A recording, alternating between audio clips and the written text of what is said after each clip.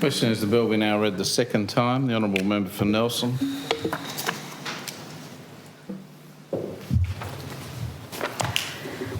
Thank you, Mr President. Gosh, it's been an interesting debate. I really thank members for their contributions. We are really engaged with this because it is something that does fundamentally impact a very core thing that we all experience, which is election time, when we do ask the community to give us a job or continue to give us a job if we're seeking re-election. And it's an interesting situation that we're making arguments about how that's handled, and it's difficult potentially because it could be seen to be self-serving in some ways. However, I think it's quite marked. That we're hearing a fairly concerted, comprehensive, shared view come from independents in this chamber, for example, about what's being proposed here. And it's interesting because I'm standing up as probably, were this bill to pass, and we'd have the newer, more slimmed down version of 196 in place, I'm probably the first independent in this parliament to face election under that in May next year. So for me, it's probably, of everybody here, the most pointed result and outcome that's likely to be faced if we were to pass this bill today. And I'm mindful of making a contribution standing in that position, and I certainly hope that I'm going to be as open and clear about my position as possible, and that's seen to be a well thought through position and not a self-serving one. I don't broadly support the removal, or in this case the significant cutting down of section 196, not because section 196 is perfect or exactly what we would design if we were starting with a blank page to provide protections, but I do think section 196 currently provides certain protections that if we were to remove them, we would feel the effect of. And it isn't just about the protection of candidates. We've talked a lot in this debate, I've heard from many people about the protection of candidates. It's actually beyond that. Yes, it is about how we might be protecting candidates or providing discrete protection to candidates as a class of people. But also more broadly, it is about protecting democracy. Because faith in our democratic process, faith that information is used truthfully and accurately, faith that voters can go to a ballot box and make their choice on the basis of being exposed to information and assertions that are true or can be tested to be true, is a fundamental health that our democracy requires. So when we are talking about the protections that are maybe provided under 196 at the moment and contemplating their removal, we aren't just talking about protecting candidates. We are talking about protecting democracy, and whether in removing 196 in the way that's proposed here, without anything accompanying it to come in behind and perhaps fill the gaps that it leaves in the ways that we have deemed to be appropriate and relevant, when we're not doing that alongside it, we're posing a potential problem. Not just to me next year when I front up for my election in May. There's already a problem, the chilling effect. So, Mr President, not just for me when I front up for my election in May next year, but for our democracy. And I think it's an interesting thing for us to be contemplating in an ongoing way. I think we need to more forthrightly address this and proactively address this so that we can determine what is appropriate in the way of protection in a forward-looking way, not just about defending 196. It's interesting the member for Hobart spoke about, we talked about this a year ago here and we quite soundly rejected the idea of changing section 196. Here we are a year later, we're having exactly the same debate. Well, I think the failure there is not of the members of this chamber whose view hasn't changed about the concerns that we raised a year ago. The difference is the government has brought us back something exactly the same as a year ago. And that's a failure on the part of the government, quite frankly, because had they been listening here in this chamber a year ago, listening with the intent to understand and collaborate and respond proactively and positively, if that's how they'd been listening in this chamber a year ago, they wouldn't have brought back this bill, which is exactly the same thing we rejected a year ago. They would have acknowledged concerns raised. They would have approached us in this intervening 12 months. We would have had conversations about the specific nature of the concerns held, the specific things that we felt perhaps needed to be protected. We could have co-designed potential solutions so that when we did come to contemplate, as they wished to do so, removing 197, we could have contemplated something to accompany it that may have weighed against what we were losing there with something positive in the way of protections and reasonable responses to put in alongside it. Didn't happen, Mr. President. It's such a shame and a missed opportunity. So when we comment on the 12 months that have elapsed since the last time we squarely rejected this prospect of removing 196 in its substantive nature, when we talk about that 12 months, no member here is at fault for maintaining the same view that they had 12 months ago. It's the government who's at fault for bringing us back something that is exactly the same without having had a conversation about how we could progress beyond that in contemplating it again. So that's something I'd absolutely assert, Mr. President. What a shame. I think the community expect politics to work a little bit differently now, and we've got the mechanisms here in this parliament now to work a little bit differently if we want to, more collaboratively. If the government's looking for an outcome and wants to actually deliver a strong plan for our state, I tell you what, a bit of collaboration wouldn't go astray, because they could have been winning the day here if that had happened, and we could have all been moving forward with an electoral act that was improved, that addressed the issues that Section 196 present, and I agree there are issues that Section 196 presents, but could have actually also worked to alleviate the things that would also be lost with changing it. So, Mr. President, we have heard that other jurisdictions don't have a similar provision in their electorate statutes, and that's true. But I think it's a really simplistic justification to say that that's why we should remove it from ours. I think, as I said in the briefing this morning, given the changing context in which we hold elections now in a modern age with social media and the like, with AI, with people being able to make deep fakes and all those sorts of things, all barrelling down on us and developing at a pace of knots, it may be that we are the best protected jurisdiction and others will start to think about not necessarily adopting our Section 196. I don't think anyone would do that because it is flawed, but might start to think about how to adopt some of the protections that are in it and put them into their own arrangements going forward so that people are better protected. That's what we should be doing here. And the argument being made, because I heard responses to me saying that 196 is flawed, I think it's absolutely acceptable to admit that. But the argument is, before we remove it, we have something else alongside to address the concerns of the valuable things that will be lost when we remove it. Why should we be left without the protections that it does afford in some positive ways when thought and care hasn't been given to putting something in place to replace it? Mr. President, I think the community value the idea, certainly all polling done on this matter shows that they do. They value the idea of truth in political advertising and truth in politics, quite frankly.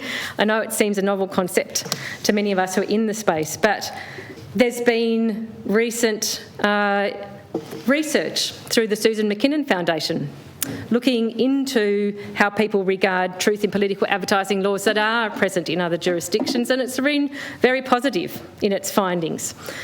The report that's come out of that Susan McKinnon Foundation research, they've had an interim report, and with various stakeholders who are involved in truth in political advertising laws, such as current and former premiers, ministers, MPs, electoral commissioners, political party directors, secretaries, civil society groups.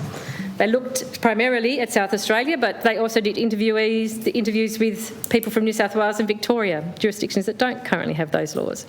That report found that truth in political advertising is generally well supported. Truth in political advertising laws, I should say, is generally well supported. It was considered that it has changed the face of electoral campaigning in South Australia.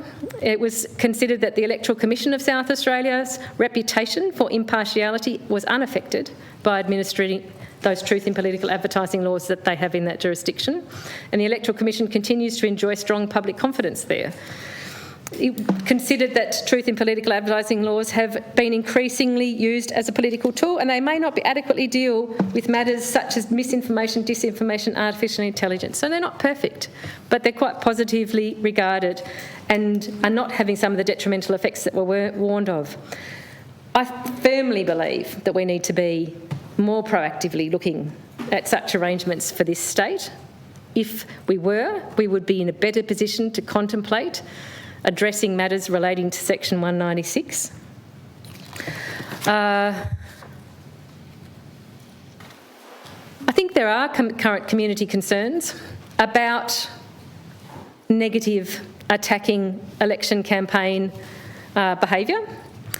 I think Section 196 likely alleviates some of that in this state. We don't know. We don't know that. Really big we don't know that. call. I'm about to say, Mr. President, we don't know that because I don't believe it's been looked into to make an assessment about the degree to which there's a more generally protective function occurring through the presence of Section 196 that means we don't get the sorts of negative attacking campaigning here that we might see in other jurisdictions. In seeking to make the assertion that Section 196 has no value to offer us, if you haven't actually looked into whether it is providing a protective mechanism, then we can't say that it has no value. We haven't assessed that. And I asked in the briefing, has that been assessed in the terms of the TEC, in terms of the TEC requesting or putting forward the idea that this could be the Act could be amended to reduce 196 in the way that the bill provides for. Has the TEC made an assessment fully of the role that Section 196 plays in our elections currently? They've certainly been able to be clear that they feel they're not well resourced to deal with it or that it's burdensome for them to administer, and that's fine. We can accept that as information from the TEC, and certainly that presents things to be resolved or dealt with. Resourcing can always be discussed and dealt with, potentially. But in terms of the actual impact on the tenor of our election campaigns, I'm interested to know what Section 196 actually does do before we contemplate gutting it. I do acknowledge, Mr. President, that there are concerns regarding freedom of speech and the right to holding one's individual point of view. Those sorts of things, and being able to express that freely, those sort of things are fundamental cornerstones of our democracy, absolutely. However, it's widely recognised, both via court deliberations as well as more broadly in the community, that none of us have an absolute right to freedom of speech. There's also a reasonable expectation that if you choose to engage in public debate and share your personal opinion, some effort has to be made to make informed speech or truthful speech. During election campaigns, this is particularly sensitive. It's incumbent on everyone to be accountable for how they may try and seek to influence both the conduct and the outcome of elections.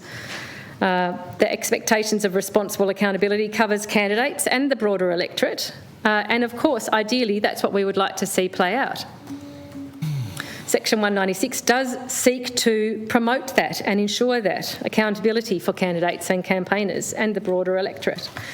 It is for only a very limited period of time, from the writ to the election to the poll day.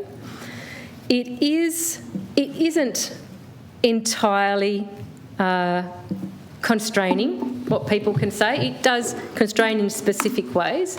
The reasons it is constrained to that time frame is because that 4-week time frame is when people are casting their vote.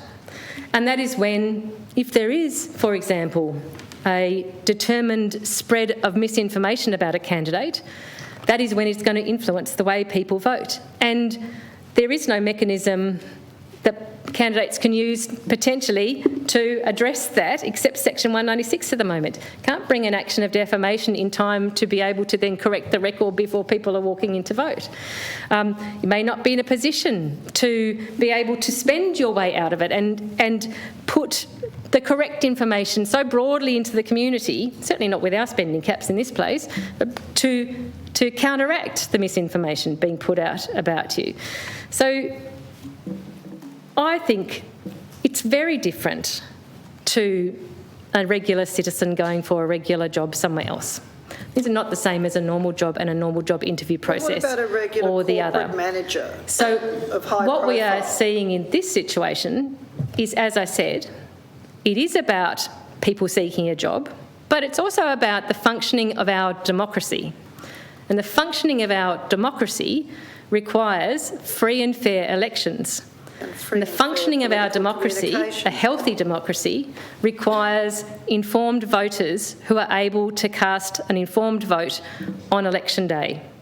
So the 4-week period leading into that, and in fact voting happens, of course, as we know now, through early voting in the weeks leading into an election. That's an incredibly important period of time in which our democracy and the health of it is being given effect to.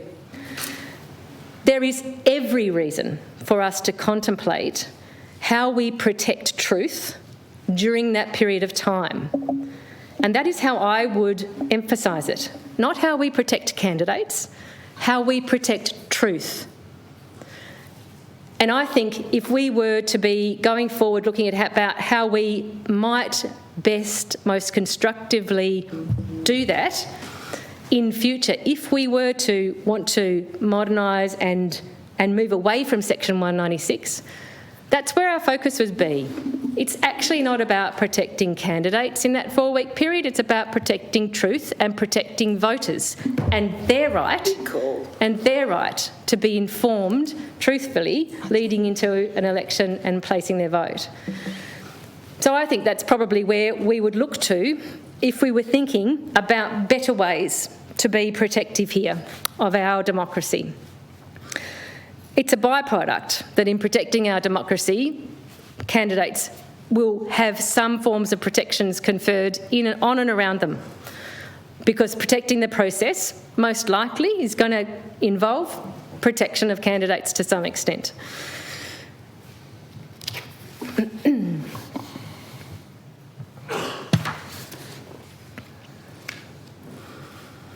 I have other points here, Mr President. I'm aware that many other members have made similar points, and I'm really appreciative of that. We've talked about a modern context. We do live in an age of information overload. There's a lot of information coming at us. It's hard to judge sometimes what's true and what's not. There are all sorts of ways as a community we're contemplating how we can protect ourselves broadly as citizens in our communities and our societies when it comes to matters relating to misinformation, disinformation, deep fakes and the like. The context of our democracy and our electoral systems is one aspect of that, and I have absolutely no doubt that it warrants and requires specific consideration in terms of protections and in terms of arrangements to deal with this modern context. Does Section 196 do that now? Absolutely not. But it does do something, and if we remove it without putting something in behind it to start the task of addressing our modern context and the protections that are going to be required, then we are just leaving ourselves short of I think, relatively light protections at the moment. People can use candidate names in all kinds of contexts during that 4-week period that aren't captured by Section 196. I can put out a media release with the candidate's name in it and make comments about it. Member for Hobart could have done that. Instead of making a social media post in the illustration, the example she provided to us, could have been put in a media release during that campaign, and that would have been entirely acceptable. Why should it be so restricted? So I'm just pointing to the fact that it isn't entirely restricted. These are surprising arguments coming from you, I have to say. So yeah, it's a difficult and complex situation, Mr President. And I don't think any of us are going to be standing here saying, I don't think anyone has stood here and said that they insist that Section 196 should stand as it is forever.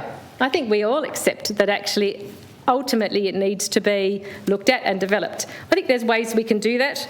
I think a logical and responsible course of action is to refer this matter to what we now have is a joint standing committee on electoral matters.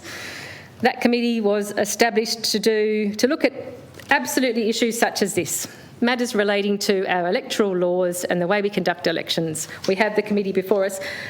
It's already been referred to here in this debate when other members were quoting from correspondence from Dr Robin Banks, and Dr Banks made us aware of, and it's in the public domain, it's on the website at the moment, that she had made a submission to the Joint Standing Committee on Electoral Matters in the current review of the elections from earlier this year. The issues around Section 196 were raised in that submission. That's why she brought it to our attention for this debate too. So in some ways, that committee is already contemplating, potentially, because it's in evidence before it, and I'm not preempting the committee in any way in terms of how it may contemplate that evidence, but it certainly has evidence before it that references this matter. So I think that that's a natural opportunity. It's an opportunity that I would hope we might contemplate in this chamber as a constructive way forward. I think having a close look at this through a committee process allows us not just to do the straightforward cut that's there at the moment in this bill, cutting back 196. It allows us to think about what might go alongside that, given the clear concerns and issues that have been raised, not just in this place but by others elsewhere. So, Mr President, that's probably a longer contribution than I had thought to make, to be honest, given others' very valuable thoughts being shared on this, but I don't support this bill as it stands, just as I didn't a year ago, and I'm disappointed to be having to address it again in exactly the same form, essentially, when I think we could have collaboratively contemplated differently if we'd spent the intervening time talking to each other about this and acknowledging things that were raised in the previous debate. I definitely wouldn't be as worried about supporting this bill if we had put truth in political advertising arrangements in place. I wouldn't be as worried if we had in other ways strengthened our democracy and our electoral system through better donation, disclosure and campaign arrangements. The more we strengthen and make our democracy healthy through really rigorous arrangements on those fronts, the less it's problematic when we want to potentially contemplate removing protections like this. So I hope we move forward on all those matters. I believe and hope that as a chamber we're going to contemplate sending this for a closer look, given the concerns that have been raised here. I really hope that this time around it's been a take two for the government and we can work together to look at how to take this forward in a way that isn't just seen as negative by a whole lot of people in this chamber who are representing their community and are cognisant of the impact that it might have. Thank you, Mr President.